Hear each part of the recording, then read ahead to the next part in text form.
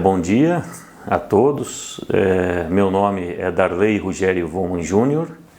Eu sou médico formado na Universidade Federal do Paraná, com especialização em medicina interna e cardiologia. Sou servidor público federal há 26 anos no Hospital de Clínicas da Universidade Federal do Paraná.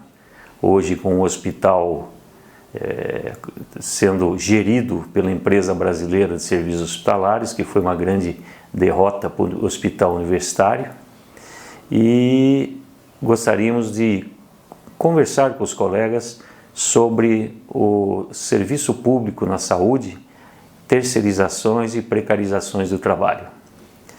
Nós estamos vivendo um momento extremamente angustiante na saúde desse país. Às vezes a gente nota que, sem viés ideológico, a saúde é tratada como mercadoria. Ela não é mais vista como investimento. E vide, por exemplo, os hospitais universitários, federais e agora os estaduais, que estão num processo de terceirização, um processo que ele vai contra a autonomia universitária, tem vários vieses, ele simplesmente tem um prejuízo no ensino, na pesquisa e na extensão, né? São um projeto muito ruim para os hospitais universitários.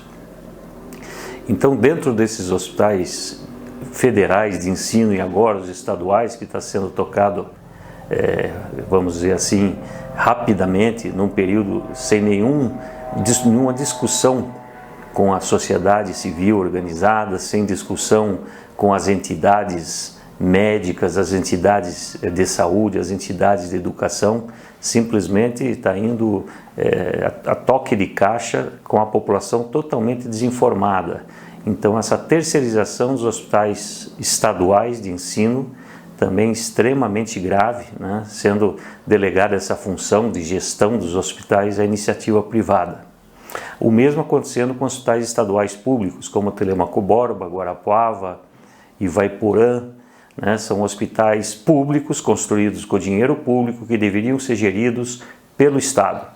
Também está um projeto adiantado já de terceirização dos hospitais. Isso é doação de patrimônio público e a gente lembra sempre que a iniciativa privada ela pode eventualmente atuar de característica suplementar na saúde, mas não pode substituir o poder público.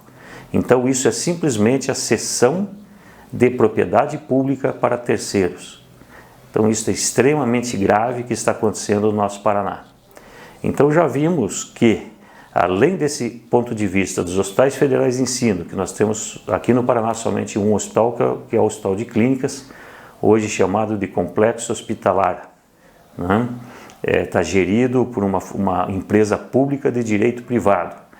O Estado do Paraná que não assumiu de maneira nenhuma a sua responsabilidade para com a saúde, ela terceiriza toda a sua gestão praticamente, de todos os hospitais regionais, hospitais públicos do Paraná, raríssimos são o que tem concurso público com servidores públicos, com as características do servidor público.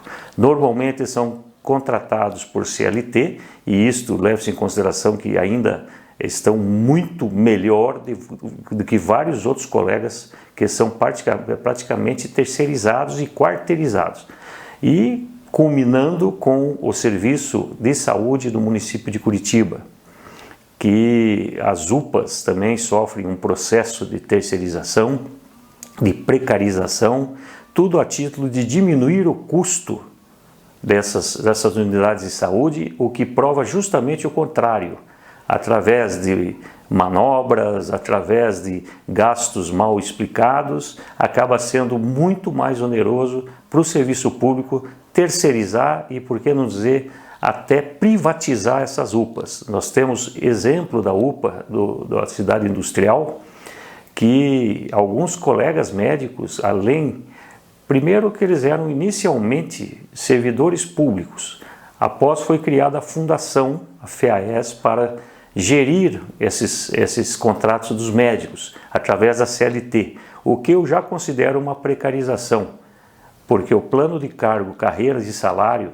do servidor concursado, ele deveria existir justamente para fixar esse servidor como, de preferência, um cargo único, que ele tivesse responsabilidade social, responsabilidade profissional, e isto não acontece. O médico acaba vendo este projeto de trabalho, sem ser servidor público, simplesmente como um emprego a mais, e isso é muito prejudicial no serviço público. E chegamos ao absurdo de alguns médicos de UPA terem que abrir empresas jurídicas para poder trabalhar, ou seja, a famosa pejotização, na qual eles têm que abrir mão de todos os seus direitos trabalhistas, como férias, 13º, auxílio-doença e muitos outros benefícios que o médico, pelo menos com a carteira assinada no tipo CLT e principalmente como preza a Constituição, como servidor público, aí sim, e com um plano de carreira e salários semelhante ao do Ministério Público, eu tenho certeza que a saúde pública, não estou falando só dos médicos, mas todos os profissionais de saúde deveriam ter essa possibilidade de manter o seu cargo adequado.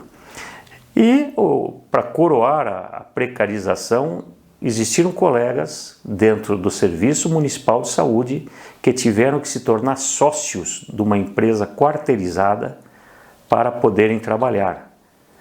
Quando eles alegaram que estava atrasado em vários meses seus salários, eles foram informados que não tinham salário. Na verdade, era o prolabore, porque eles eram sócios dessa empresa quarteirizada, ou seja, respondiam por qualquer irregularidade, qualquer fraude, os próprios médicos iam responder como donos da empresa.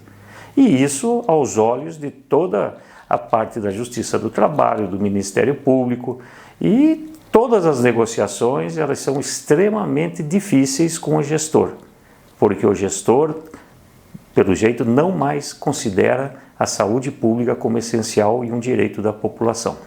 Então nós estamos lutando contra todas essas situações, precisamos do apoio da população, das entidades, né? Veja só que o famoso pacotaço do governador reeleito, praticamente privatizando a saúde em hospitais estaduais, em hospitais universitários e também, por que não falar, escolas, a COPEL, tudo isso, né, praticamente no despertar do ano, de uma forma subreptícia na qual está sendo conduzida.